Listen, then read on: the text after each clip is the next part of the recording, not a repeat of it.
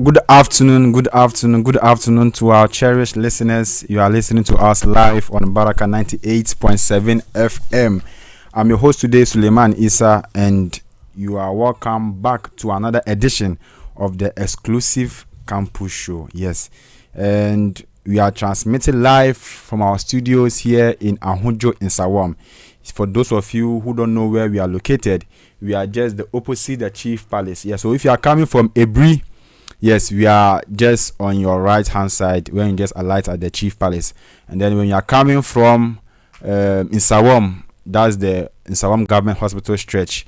Yes, we are just on your left hand side. Yeah, so when you just ask anyone Baraka FM, yes, you will be shown our location.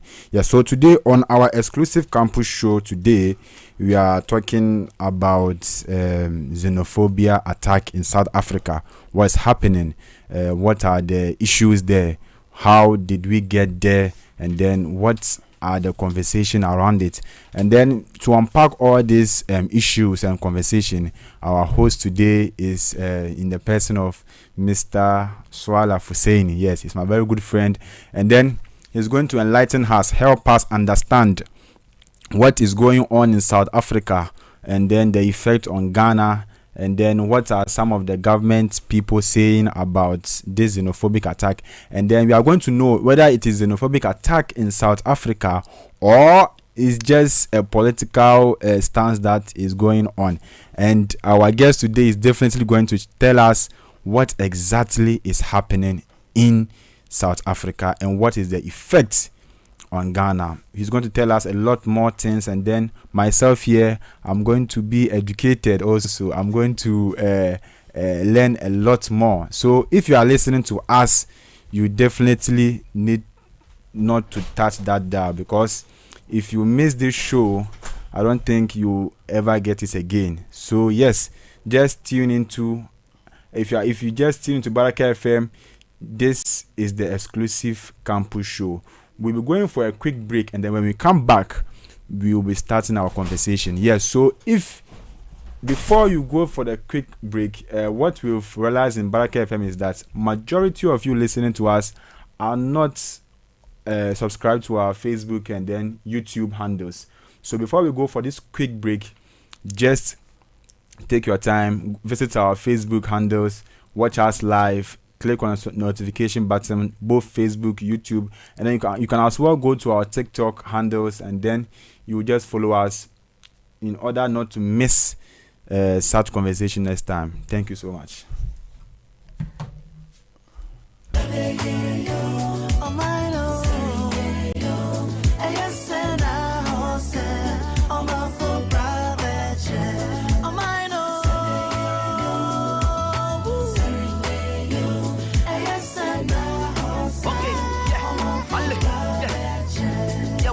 Okay, this is my motherland, Lady Ghana tiny.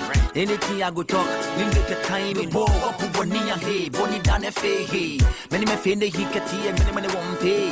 Malabahi can you fend the Bajamin Cabo? When you know Ninja Lava, where me Cabo. I promise on my own, I'm Boka Tayani and Shona, but in off Mina Sana, Libokuna no Shona.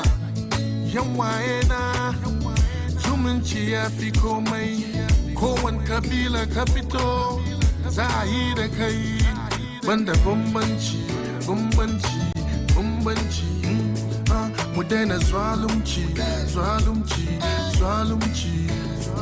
ubangijin Allah wai ma zumunci ya fi komai annan Muhammad wai ma zumunci ya fi komai iyayenmu wai ma zumunci ya fi komai zumunci ya fi komai.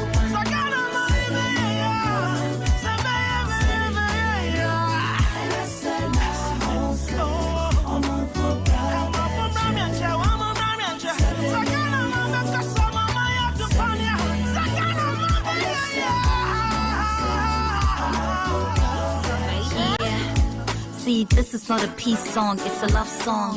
Peace and Ghana getting married, keep the love strong. See, a peace we cannot risk. War at home is like cardiac arrest, cause home is where the heart is. Let the trumpets sound victory. The battle that we won is a battle for a peace. We promise on an honor that we'll never fight again. Cause Ghana is a happy place of joy we should defend.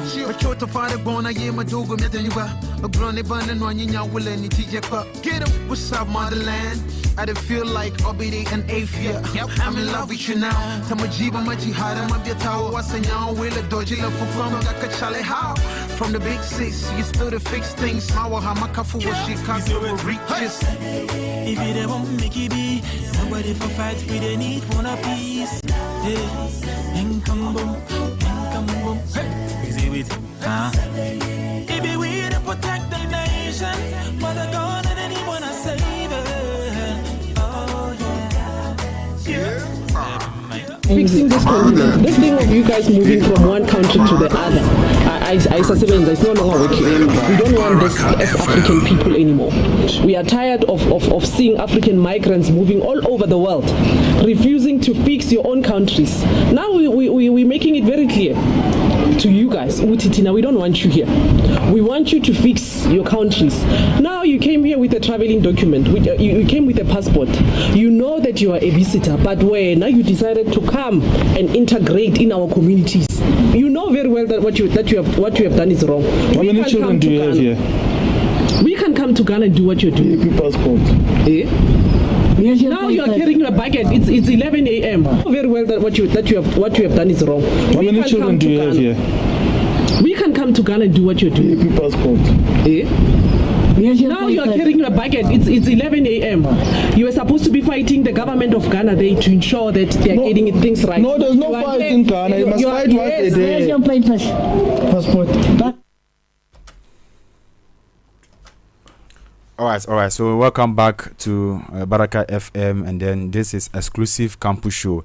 So today my guest is Mr. Hussein Swala. He is the Vice President for Lila Foundation, and then we are glad to have him here to tell us more about what's happening. And then the audio you just heard is the encounter our Ghanaian brother encountered back then in South Africa this last month. Yeah, that was the period this xenophobic news started. So he was being approached by these South African people, asking him he should go back to his country and then go and fix his country. Yes, they don't need him in South Africa. He should go back to his country, and then his documents were not legal. He came. They were claiming that he came to South Africa illegally. So that was what happened. Now, Mr. Swala, we are welcome back to Baraka FM. Thank you very much. All right. Thank you very much. So, before we jump to our conversation today about the xenophobic attack in South Africa and the African betrayal, that's what most people say it is. Now, you just give us a little introduction of yourself, and then we'll just begin our conversation. Okay. Good afternoon to your listeners and your viewers on Facebook and YouTube. My name is Swala Husseini, as you rightly said. I'm the Vice President for Lila Foundation. Okay. Yeah. And then it's a non-profit organization where we focus on providing sustainable support to the less privileged in communities. All right, thank you so much. And also, my listeners, he didn't add that he's geopolitics enthusiast. Yeah, that's who he is. And then often of late I've been coming to Barakef, and then I've been telling them about what's happening around the globe, what's happening in Israel, Iran, Israel, South Africa, Ghana, Africa, and then worldwide. But then what you don't know today is that my very good friend Swala was the one who opened my eyes. Yes, he taught me a lot of things, and then today I'm sure you guys will learn a lot of things from him. Now, before we jump to our conversation, that is to say this xenophobic attack in South Africa, we want to go back in history. Yeah. We want to go back from the beginning. What happened?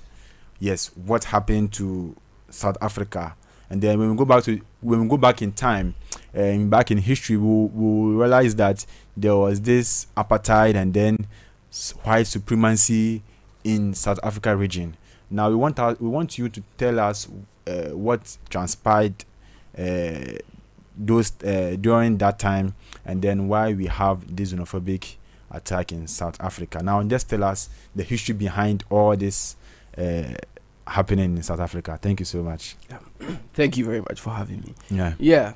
So before we, like you said, before we understand what is happening today, which is the recent xenophobic attack, we have to go back. I mean, you have to go back a little and understand the South African society, or the government, or the people themselves. So we have to go back to the apartheid South Africa, and then the white supremacy. So when we say apartheid South Africa, what we are referring to is that this one, that was the institutionalized racial segregation of the South African society, or the South African people. Okay. So the South African people were institutionally racialized, or were segregated into white, and then the black, and then we say people of color. That is the mixed race. So during that time, we had the white supremacy, or the minority white people ruling over the majority black people. You understand? So, and then this period lasted from, that is 1948. It's actually began way before 1948, but just that it was 1948 that it was legalized, or it was actually institutionalized. It was legalized, the white supremacy. So when we say like it was institutionalized. When we say it was institutionalized, what I mean is that it was the very basic, or the very structure or foundation of a country. We talk of the political system, the judicial, we talk of the economic, and then we talk of the social, all the political, socio-economic development or structures of the country were intentionally institutionalized or segregated to make sure that the white minority in South Africa had control over everything that was in the country. So it means the white people were having control on the native South Africans. And then the white people were only between 10 to 20% of the whole population. Wonderful.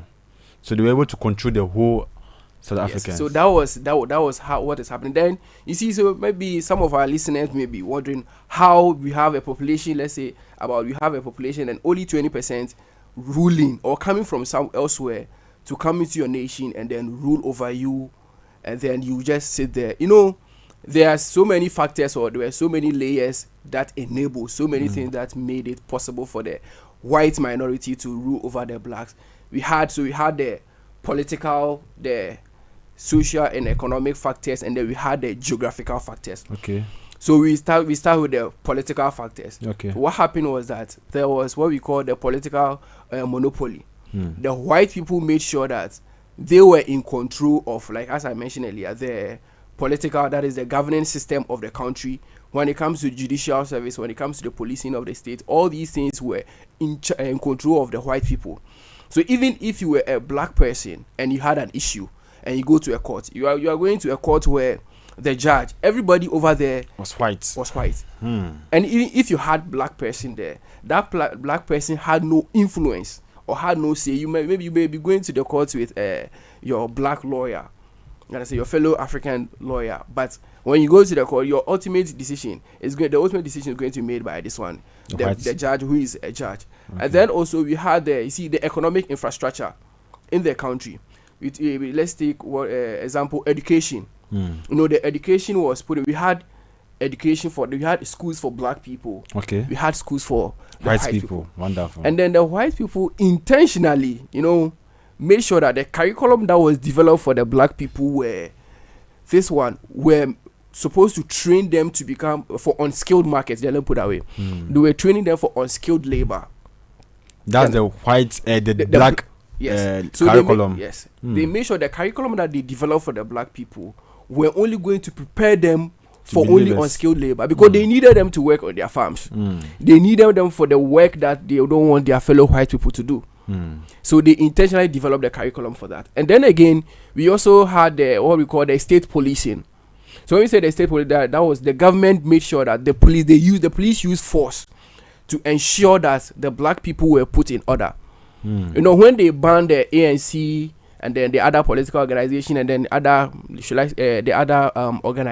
political activism in the country, it was the police that they used to ensure that those bans were enforced.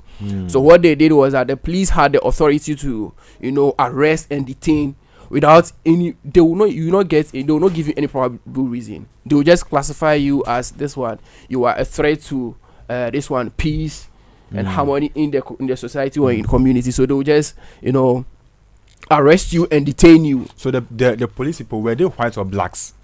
They were white. They were white. You definitely then they were white and then okay. blacks. So before you continue, coming back to the curriculum, the white people, they created a black the curriculum for the black people, right? In the schools. Yeah. So the teachers of the black schools, were they white or they were black, or they were black people influenced by the white people? They were both statements. Both statements. Okay. Yes. So you see when you have let's take it for example. You have a state, right? You have a country where the president, the whole government is like predominantly white people. Okay. We have education ministry, right? So the education ministry, you had a minister being this one, very directed everything. So all the topmost decisions, where the very important decisions are made, are all white. Now, when it comes to the execution, supervision, you get white, you get black. So they come to the very basic aspect. They'll be having mixed, where your voice will not be. You can voice your concern. You can actually say maybe these things are not good enough for us, but it's not going to matter, or it's not going to, in the long run, it's not going to have any positive effect. That was what is happening. Even so, not necessarily that the blacks were not giving it, but just that it was very minimal. Okay. Compared to it was very, very minimal. The percentage, looking at the percentage of black people at the time then, because the country were only about 18% of between 10 to 20% that were white. The entire population, the rest of the people were all black. So indeed, black South Africa, as you were saying, their color is black, or they are black. Like South African, for instance, their skin color, black. Because what I read was that their color is like this. They are not that black. But they are like, let's say, chocolate color between fair and then dark, but they are not that dark. That's the South African, that's their skin tone color. Africa, no matter how Africans are black. Black. We are black. Sometimes is there not all Africans are black though. When you look at our brothers or our fellow Africans who are the northern parts of Africa, you see that for them they have light skin. So those of us who find ourselves in the west and then east. There are some people in the Central Africa. When you take Verde, for instance, you see their skin color is not totally, it's black. They are black, but there's some of them, but we have light skin. So that is where this one, the mixture, comes in. But with this one it was a black and white people. When the black South African is standing there, when you see black South African and you see white people, you see the difference. There's a difference. So if to say black and then the white, we are Africans. So that was how the apartheid started, and then white supremacy. Yes. Now let's come to how it ended. You made mention of the ANC. Now let's take us through how the ANC was created and how they started their resistance. Like how the South Africans said that enough is enough.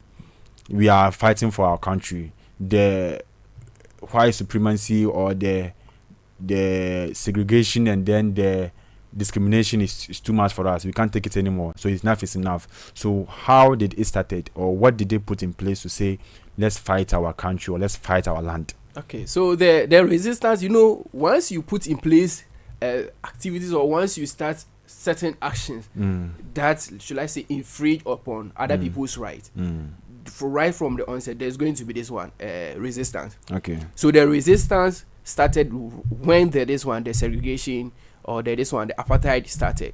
Okay. So immediately the apartheid started, that was when when the people started experiencing that the kind of environment, the kind of state that we are living in, there will definitely be a resistance. To the resistance, like as you mentioned, the ANC was formally formed in 1912. Okay. You understand? That was when the ANC was formed. So from 1912 to the early and then the late 1940s, the ANC was using what we call using the diplomatic channel. They were presenting the government with their petitions. They had, should I say, they were representing the people. So they'll go to they'll do petitions, send petitions to the leaders of their various provinces, and then even up to the highest authority in their particular locales. That is how it started. And then in 1944, we had we had Mandela, and then Sisulu, Sobukwe, and then the various freedom fighters that we know of from South Africa. They formed the youth wing. Okay, for so that's where we had the ANC. This one, youth, ANCYL. That is the African National Congress. This one, the youth league. That's where we had the youth league. So the youth were more of like, they were very, very energetic. So they started feeling, because across this one, they saw what was happening in Ghana. They saw that, they could actually also amplify their voices and then make it known to the people that enough is enough, or we've had enough.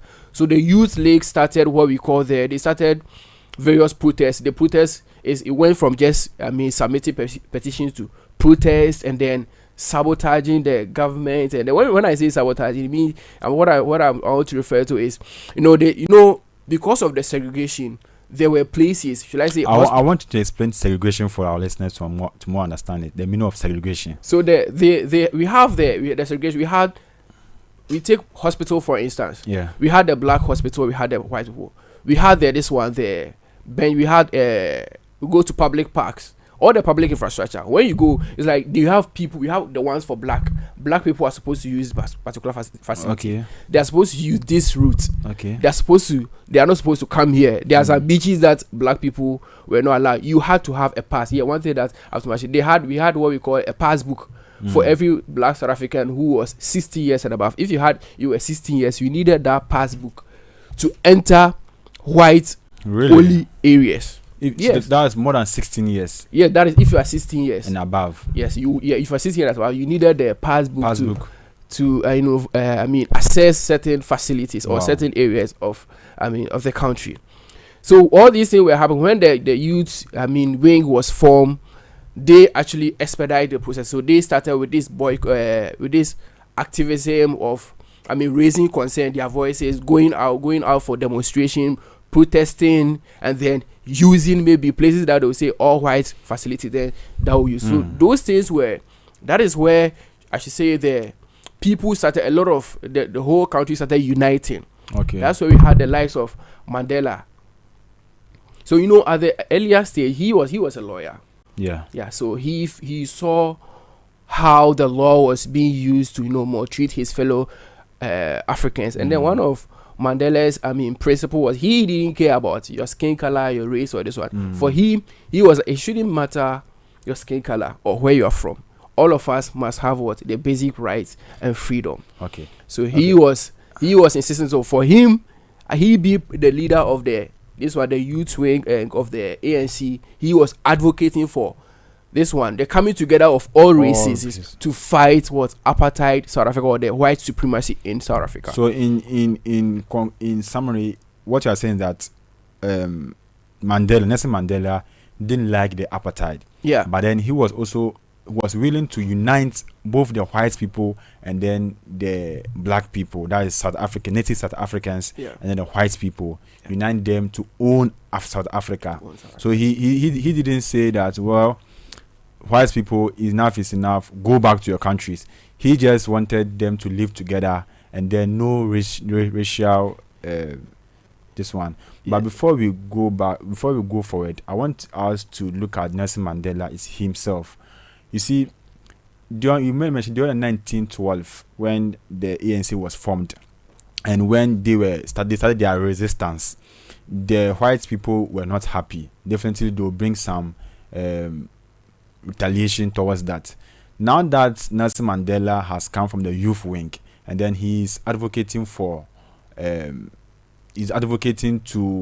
for black Africans, what happened to him? I'm sure they will not leave him free like that. They also fight back and say, where are you coming from? You, Nelson Mandela, what do you know? We will not allow you to unite all South Africans. And I am sure his actions, he had some consequences. I want you to give us a brief about what happened to Nelson Mandela himself, because I read that he also went to prison. I want us to know what happened exactly and how he was able to overcome this resistance. Okay.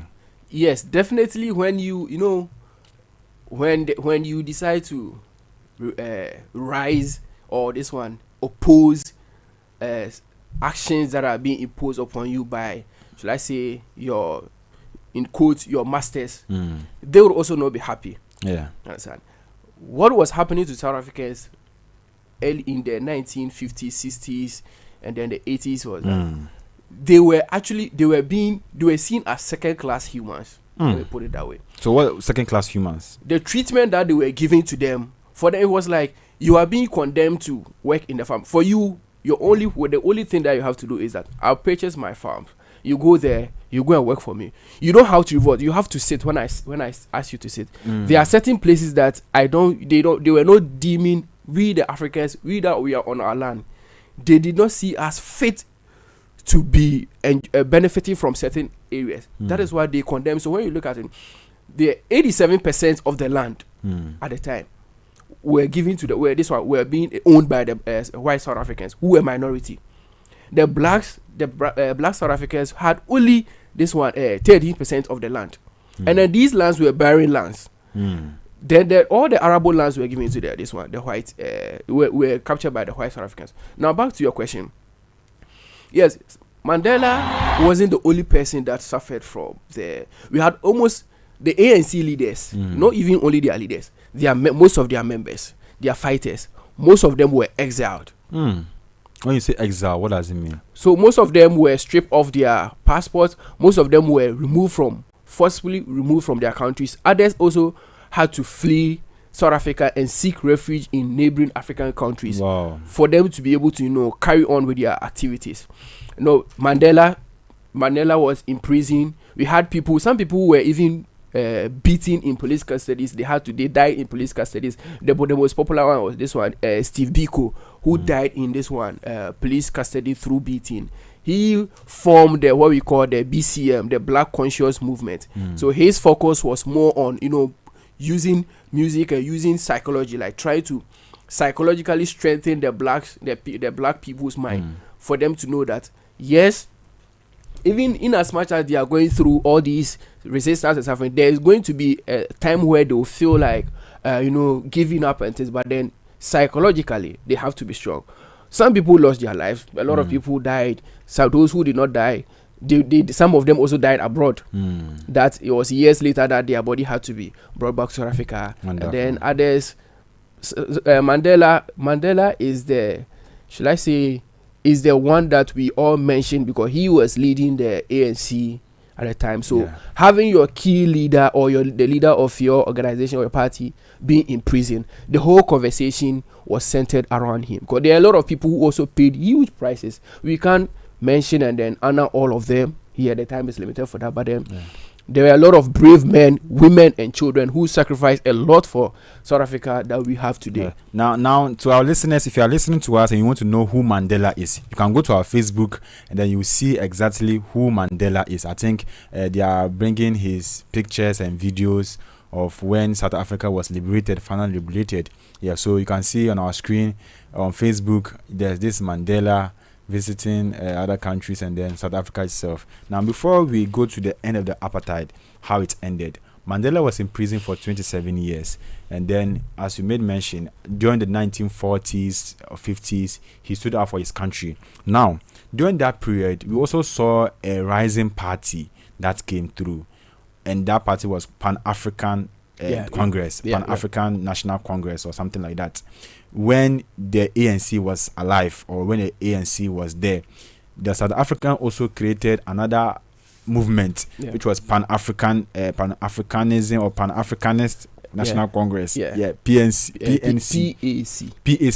Pan-African Congress. Yes, PAC. Why did they create that party also when there was ANC? Okay, so you see, Mandela was, South Africa, it wasn't only the blacks. We had the Indians, we had the mixed race. So they called them the people of color. Okay. So we had the two races, one person having this one, a mix of the two different races. So he wanted to unite everybody that was living in South Africa, whether they were black, they were Indians, they were from other places, or even, and then at the same time also unite, bring the world to fight the white supremacy. And then we had Sobukwe, who formed this one, he left the PAC, he left the ANC to form the PAC. Meanwhile, he and Mandela were one. Yeah, he was part of the ANC. ANC, okay. Yeah. So the reason was that he he wanted a Pan-African movement. He wanted the conversation to be centered around Pan-Africa, like Africa, the whole continent. Okay. So he was recruiting other African countries. So his focus was that all the African countries must come together to fight the South African regime at the time. This was the white people. So that was why he left the ANC to form the PAC. So the PAC's whole point was like, what's about Pan-Africanism? That is bringing, so the whole of the continent had to come back. That was in his view, come together and then fight. It's not to say that wasn't what Mandela wanted to achieve, but for Mandela, he did not care about the race. So he doesn't care whether you are black, white, green, red. Yeah. Because for him, he thought that we all had to find ways to live this one peacefully. Yeah. Okay. So before we go to the end of the apartheid and then begin our main conversation, which is the xenophobic attack in South Africa, I want to tell us, how did that ended? The apartheid, how did it finally ended? And then how did South Africa gain their freedom?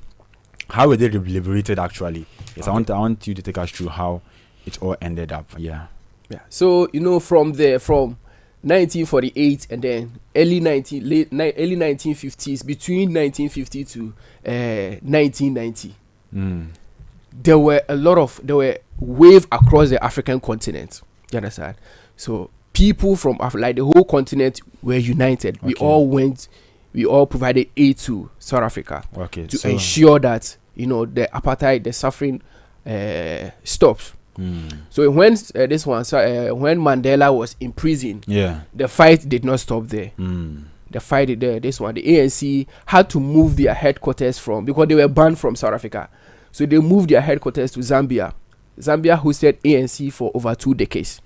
So which means during the 1912, when ANC was formed, to 1950s there when it was banned, the South African people were running one political party. Was a national unity party that was owned by the white people. Wonderful. That was owned by the white people. So there was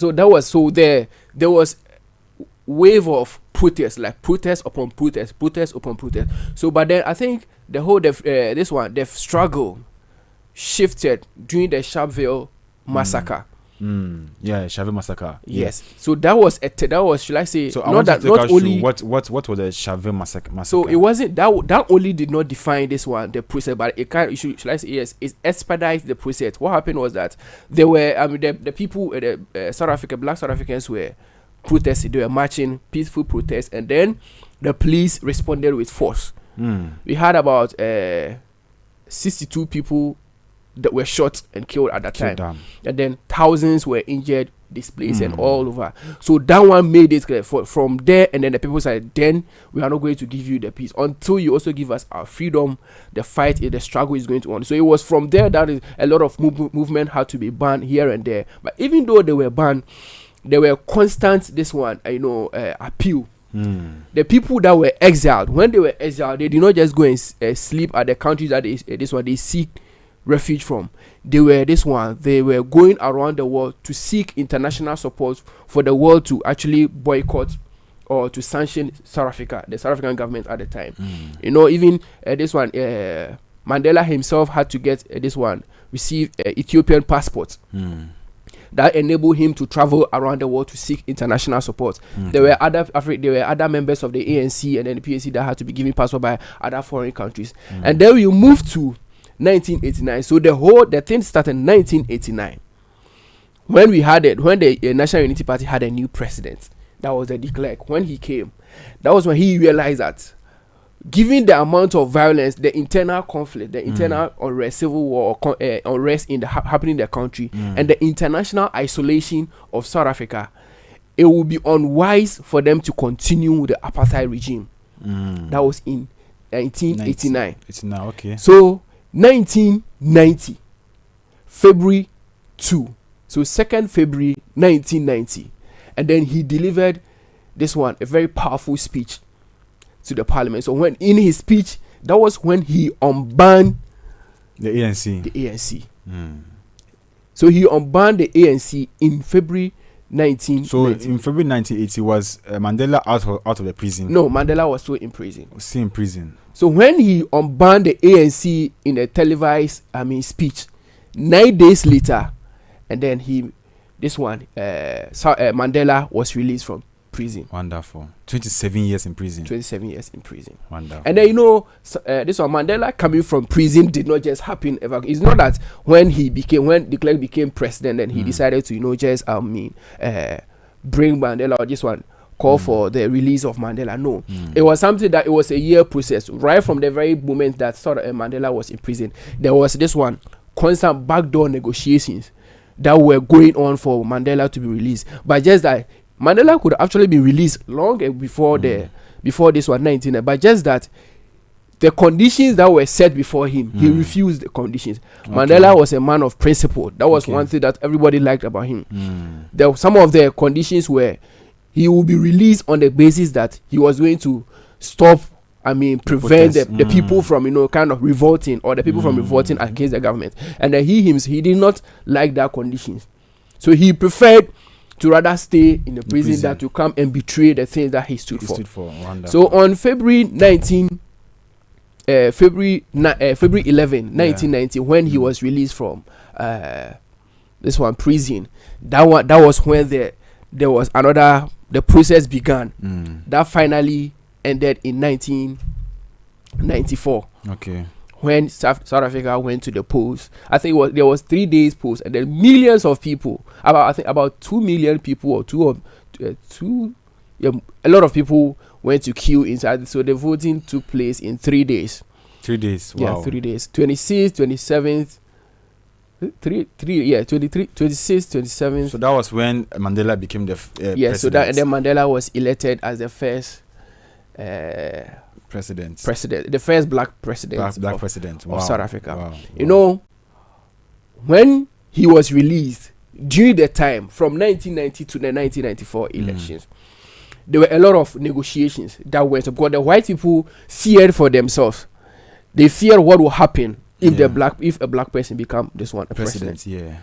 So they feared. So they were constant negotiating. And you see, one thing that Mandela did was that he gave them the assurance that they were going to coexist with each other. Okay. But then the things the structures that enable the white people to take advantages of the black people were going to be dismantled. Okay.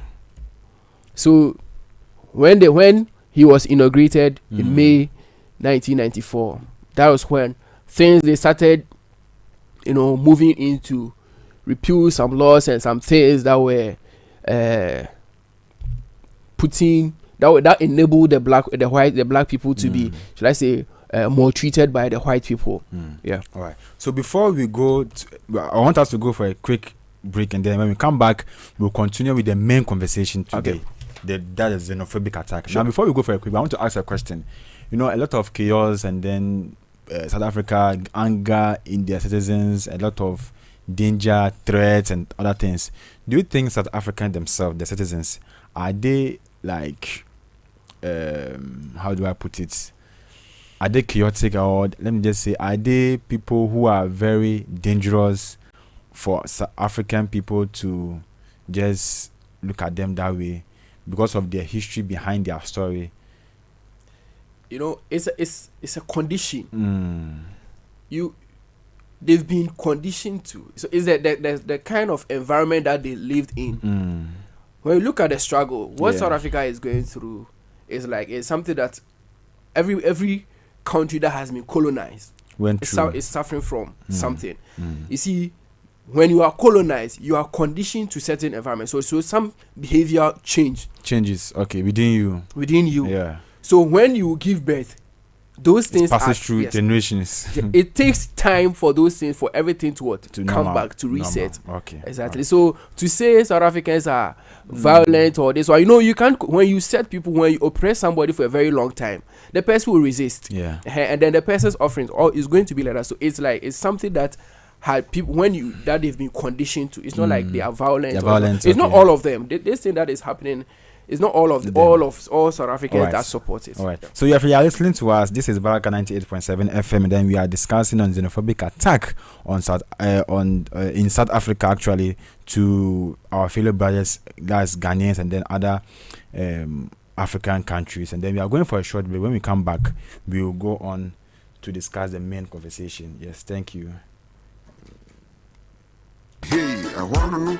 Now, so we do walk here, but my from my wabo, what has some chon one say, many bay you some killing you if you are, which as if you won't pay for, I'm also who are when you be a cocoto, a lady be okay, palace, a lady more okay, ballet, a lepus you call okay, ballet. I'm out with you all in him. It's all about a peace. Hey, Baloba. Fontina dum, stores out to doom, police say you fum, and we say sum, papa ye papa, depending on high, Mwashakuma muma, Memenina Danima, Fabuba, who don't know what it is to them, Musimugania to Sema Photo Gem, who read on BBC. Baraka FM. Said of the peacemakers, for they shall be called the sons and daughters of God. Hey, we pray for love. Baraka FM. We pray for. All right, so you are welcome back to Baraka FM 98.7, and then this is exclusive campus show. Thank you. It has to grow. That's the only way. If the government is not listening, then it has to grow. And the sentiments on the ground are that people are fed up, and they're not fed up, once again, I repeat, with the foreigners only. It's with our government, whose lack of planning, whose inability to actually come up with strategies to make the situation better, and they're moving at a snail pace. This is not normal migration. I say this all the time. What we're currently facing in South Africa is not normal. Criticism is normal. But like I said, anyone who's criticizing us, criticize us with something in hand. You can't just say we're targeting black people. It's not about skin color. It's about having papers. So if you can take this argument of black, orange, and pink aside, what other argument are you giving us for us to keep these people in our country? Why must we be the only country that is infested with illegal immigrants? And you're telling us it's because they're African. Which other African country allows South Africans like us to just walk in and say, hey, look at me, I'm black, so I'm African, so let me into your country, let me have a spaza shop, let me, you all just want to say foreigners and xenophobia and whatnot. We are talking about people who... All right, so welcome back to Baraka FM, and then the voice you just listened to was the founder of the March and Match movement. Yes, she's in the person of Jacinta Zuma. Yeah, she is saying she's Victoria Africa, and then the voice that you just heard was an interview she was granted, and then she was asked why the protest, and then she made mention of many reasons why they are doing their protest. And then Mr. Swala, I want you to take us through the progress of South Africa, what they have achieved so far. You know, I can mention of South Africa back in 2010. They had the opportunity to host the World Cup, which was a very big milestone for their country per se and to all Africans. Yes, and then that was a very big milestone. But then I want you to take us through what they have achieved so far, and then they are suffering currently. Okay, thank you very much. Yeah, like you mentioned, during the 2010 World Cup was something that the whole continent, felt very, very proud. Yeah. We felt very proud, and then we were very happy. I think we've had a phone call. I don't know. We've had a phone call, so let's listen to. Listen. Yes, hello. Hello. Yes. Good afternoon. Good afternoon. You're welcome. Thank you. But you let's go number way. All right. So that was just by the way, and then so take us through what's happened, their achievements so far. Yeah. So the World Cup was one. Economically, the South African economy is anchored by their gold mine. Okay. And then it's just that you see, the achievement of South Africa is enormous, but just that all the achievements or all the profit in South Africa are in the hands of a few. South Africa is, if it is not this one, the most income inequality, it will be the second most income inequality in the country, in the world. The income inequality in the country is so huge. Up to today. Up to today. Wow. Because, you know, prior to the 1994 elections, the white people knew that, no, they cannot rule this way forever. So what they did was that before the election, or before they transitioned into the so-called modern day democracy, they actually shared this one, the lands and then the resources of the country among themselves. So even when you look at the data, when you look it up and you see that, oh, economic is doing, GDP is going, everything, all these things are in the hands of very few people. So you have a population where about, should I say this one, about the 80% of the entire country's wealth is in the hands of about just 15 or 13% of people. Wow. So when you see that, when you look at, it's very nice, you know, so you see video. I want to ask, the 30% of people that their wealth is being controlled by, do you think, is it still in the hands of the white people, or just that the immigrants who came to their country that No. They're suffering. The people who are, you see, it's sometimes, you know, ignorance gets the better of us. You know, sometimes there are certain things that we do not understand, and people don't fully appreciate, you know, the kind of damage that the apartheid South Africa did to South African society. Up to date, you know, the suffering, the things that are happening in South Africa, it's a structural difficulties that South Africans are going through. Okay. Understand? Economically, the system has been structured in the way to benefit the white man more than the black man. Up to today. Wow. So you see, when these this one xenophobic or where this thing starts coming, you see the main target is this one, the informal sector. And then mostly, so you know, I think what most people will agree with me is that South Africa doesn't have a problem of xenophobia. What they have is Afrophobia. So you are telling us that this not xenophobia attack in South Africa. When you see the videos, when you look at the reaction, how they approach their fellow Africans, and you go and look at how they approach the other race, it's different. They'll walk to they'll walk to a white person's shop or something, and the way they are communicating with the person, they even talk with the person. You see them having a conversation. So the person is heard. But in the case of, you see, like, let's take for instance the Ghanaian, the person was even holding this one, a bucket, to go and take a bath or go and fetch water or whatever. You just go, cameras everywhere. There was other video where they were moving in the central business of Johannesburg. You can see them. They enter shop, just they say that is this one, it's a peaceful protest. But then in the end, the result, some of the videos that we see, no. Okay. There was a video where they were actually beating somebody, and then before they realized that person was even South African, which is very sad. So it is the structural. This one challenges the system that were put in place to enable the apartheid regime, which is still existing in the booth. You know, when they are making just the restaurant, they are talking as if that the system has been put in place to favor or no. Up to today, the minority white people living in the country are still profiting from the back of the majority people. So I think that is, before we even move on, I think that's what Julius Malema is fighting for. Exactly. So Julius Malema is one of the very few people who is, you know, he is consistent when it comes to this xenophobic attack, or when it comes to South Africa's, you know, development. He has, over the years, you know, advocated for that the white man is still profiting from this one, the black people, and is still benefiting from South Africa today. There is no way that the black people in South Africa are not getting in the same benefit as the white people are. There are a lot of, if we're talking of illegal, this one, there are a lot of illegal white people living in South Africa. But they're not taking their anger to Nobody goes, you not see them go to meet a white person and ask that, where is your document, where is your passport? No, they can't. So it means they are living within fear again, because they are afraid to face the white people. Of course, they are afraid. So with this conversation that is going on, this Afrophobic or xenophobic, there are some people in Ghana who are saying that, well, if South Africans are saying they don't need us and they are treating us badly, then let's also respond with violence, and let's show them that even though it's their country, they cannot even sack us like that. We are also forcing it with or retaliating with force. so that they also know that we are not that weak or soft.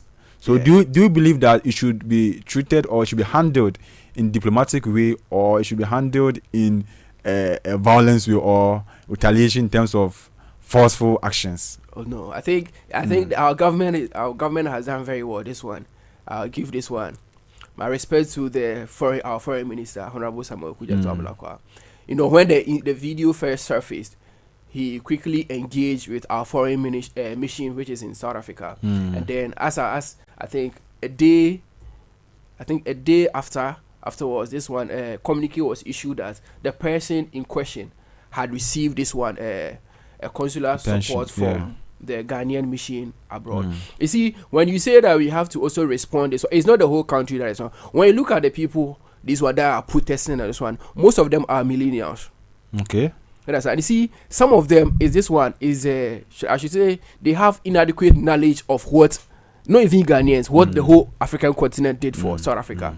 See, the whole continent had to, provide certain support to South Africa.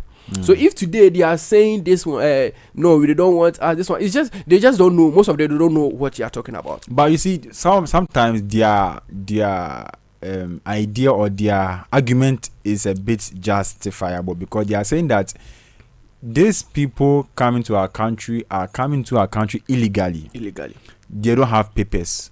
So that is what they are fighting for, because we've seen when they are being granted interview, I don't know if what they talk on television or camera is different from their actions that they do, because per the video that we've seen a video that is involving violence, damaging people's business, attacking people, beating people up, and then there are some videos that they are just protesting on the streets of their cities. But then Jacinta Zuma also said that what they are so if you go to Facebook, you will see some of the videos there whereby the South African or the March and March movement are protesting on the street of South Africa, that is the Johannesburg and then other cities. But this Jacinta is saying that they are not doing any xenophobic attack to any black African. What they want is that people who come to their country illegally without papers are their concern. So we should stop saying that they are treating people xenophobe. How do I even put it? So do you think what she's saying? I think if that's the case, then I think she must be right, because she's saying that most people who even come to their country. Let me not even let you finish. Nobody likes illegal immigrants. You understand? Okay. And then you can't just walk to a hospital and go and sack somebody from a hospital that the person doesn't have papers. There are channels through which some of these things are done. Okay. Who are you? Are you the police? This is vigilante. It's equivalent to this one, land guard in Ghana. Who are you? Which authority do you have? She's saying that the governments are not doing their job well. The governments are not. Okay, so let me ask. So they are taking the so law you into see, their own hands. you go to this one. You are walking across this one through the street, and you see a foreigner in his shop. You go and ransack the shop, and then close the shop. Have you created jobs? No. You ask yourself, the people that are protesting, who are they? When you ask what jobs are they doing, you don't see this one, a very well educated, very well minded person doing this. But I think for me, having seen, but you see, when you say that, when you say you have this one illegal immigrants in your country flooding the country, that one is. But then there are this one channels through which we do that. You understand? You don't just, and then you ask yourself, what is that person doing in the country? What are the activities of the person? Is it providing this one positive? Is it yielding a net positive or net negative? This one, the net is negative. Do you understand? So you recall that there are some instances where Ghana we also deport. We don't see, we've deported so many Nigerians. We don't see Ghanaians using stakes and this one violence that we are stacking. No, most of the people that we deport, you see them that females who have been brought to the country illegally to come and do what? Prostitutes. Okay. Or some of our African neighbors who are coming in to what? Beg. Yeah. Then we organize them, we put them in a bus or a plane and send them back. You don't see us holding stakes, marching across this one, the country or the market, maybe Makola, this one, Castle Market or whoever that we have, they should go because they don't have papers. There are a lot of people who don't have. So taking the law into their own hands is that is not. And you see, the reason why this thing has been happening is that it's just sometimes when the conversation is about how do we kind of resolve the structural difference, the structural mistakes of the colonial or the apartheid regime to make it better for them. Then these things come to shift this one, the conversation, scapegoating, just to let's point the conversation somewhere so that the ordinary person will just see that no, all our problem is this one. No, you don't create this one employment by sacking or illegal. You see, in fact, the illegal, if an illegal immigrant is living in your country, the kind of job that the person is doing, he cannot come and occupy a space where this one like a professional space.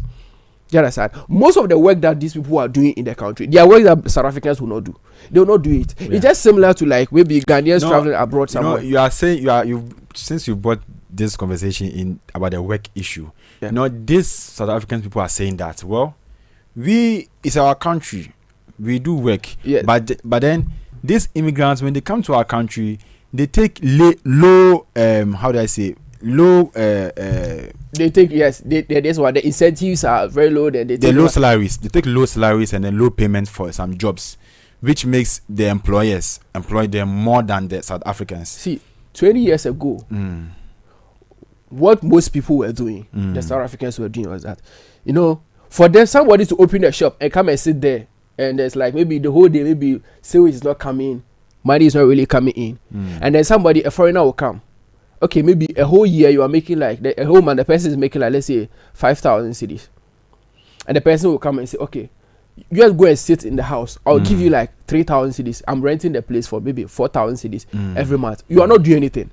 They'll give the shop to that person, and then when years later, when they along the line, when they realize that how successful the person is becoming, that's where the envy comes in. These shop, go and open shop. In fact, the person is a foreigner. When you also go and open shop, most of the people who come to your shop, they might not even go to shop. But they are not working. You see, most of the people that you see them protesting today, when you look at, like I said, when you look at the period where the peak for or the fight for, South Africa's freedom was high, most of them were like children, or even if they were not, most of them did not receive the education that was required for them to get the skill this one set for the required job that is there. When you go to South Africa, most of their boss, or most of their CEO, we have other African countries, our fellow African members who are occupying higher positions. But when you go there, what is actually happening when you talk of the employment is that the jobs that are required, like the skills that are required for the available jobs, most of them do not have it. If you don't have the skill, if you don't have the qualification, how do you get a job? Because at the time that you were the schools that were in your country, the curriculum that was developed for you did not prepare you for this part. Yes. And so now that they've gained independence, and then they've now been able to see what is happening at the other side, the white people's society, they feel like it's like you can just teleport and just go there. No, they are telling you that you have to go through a system, and then that what frustrates them. For them to go to school, because the other people go to South Africa for scholarships and other things, go and learn and study. They can also do that. You don't see. I've not seen this one. Doctors or lawyers parading that other African countries have come to take their job. No, it's only mostly those people who are either they don't have the skill sets that are required for certain jobs, or just petty. Traders. There are some trade or some economic activities that are not allowed for foreigners to take to engage in. There are some petty trade like retailing. There are some retailing aspects that are mostly reserved for the citizens. So if you're a foreigner, you have to engage in it has to be maybe a specific skills that are required, or a specific service that is required of you. But these petty trading and other things, some of them are not necessarily, a foreigner cannot do it. But even that one, you need to go through the right channels. Wow. That's so you are saying that their argument or their protest is baseless. that what you are saying? They are like it's what they are just hiding. ignorant. It's just being politically this one sponsored, and then making them shift the blame, and then for them to feel like it is their fellow black Africans who are making them poor, or who are taking over the opportunity. Which opportunities? Some people are even saying that these South Africans are lazy. They don't like to do their work well. It's not that they are lazy. They just don't have the qualification. They don't have the qualification. Okay. Now take us through, like, when you talk about Ghana.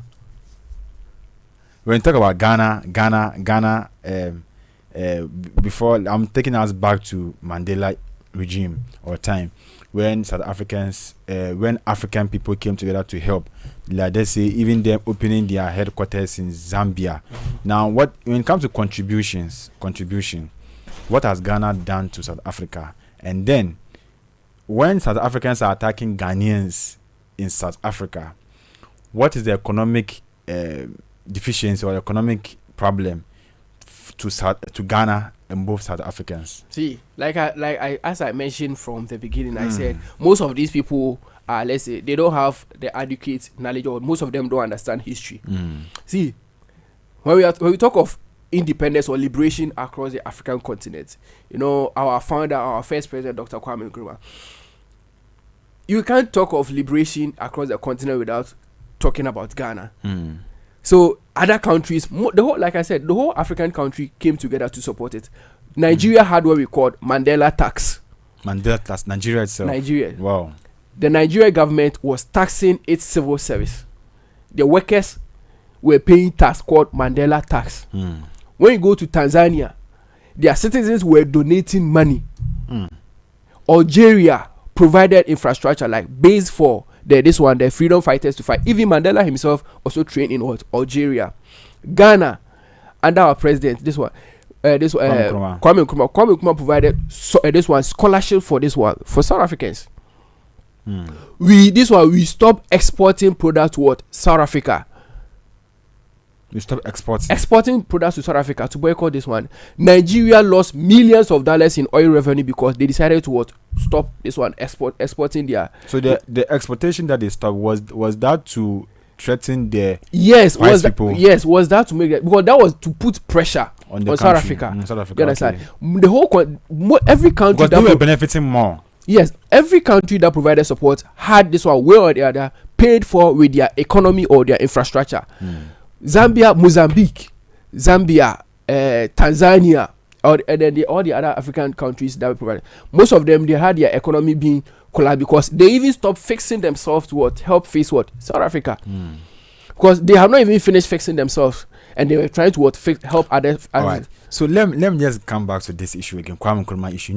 When Kwame Nkrumah gained independence for Ghana, he had a vision of uniting all Africans to come together, and people also made mention of United State of Africa.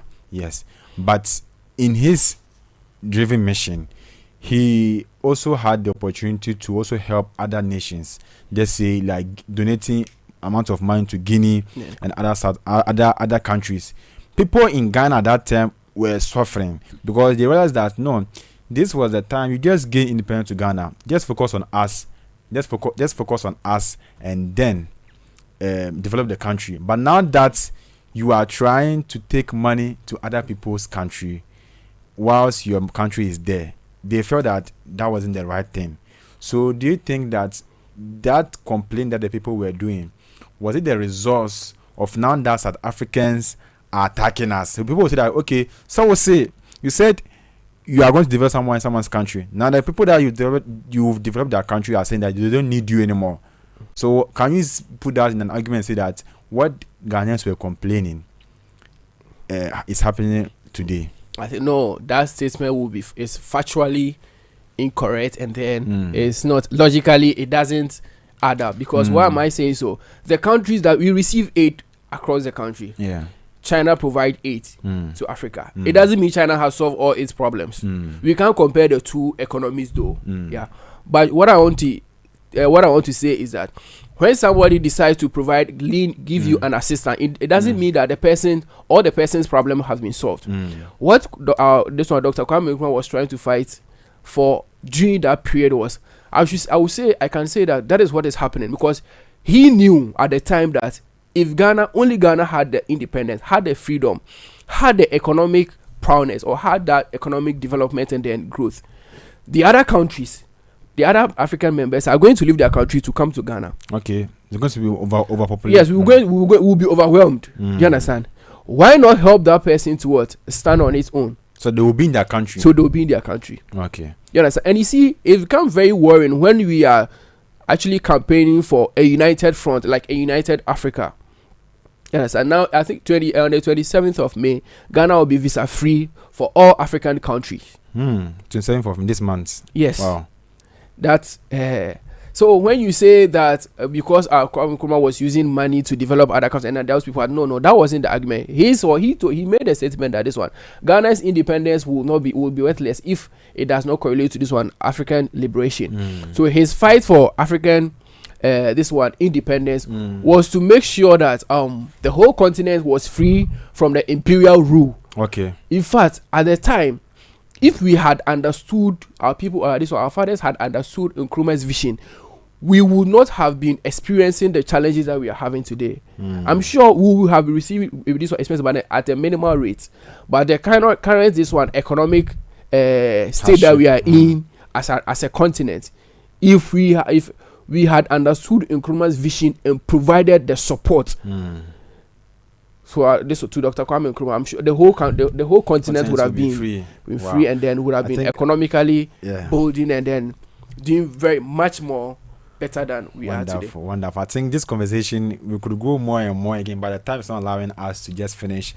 And then I'm sure maybe we'll have a part 2 of this conversation, because we've talked much, and then I'm sure our listeners have also benefited a lot from this conversation. And then hopefully maybe we'll get a part 2 of this. I'm sure maybe we'll get part two of it, and then we'll continue to look at the end structure, and then what lessons should Ghana also take in what's happening. Because if today South Africans are complaining, what would happen to maybe, let's say, another country may also be also saying, okay, we don't need any African country in our country. And then if everybody is to be independent, and let's say we are not tolerating any other people to come to our country, I think that one will not be the best for Africans as a whole.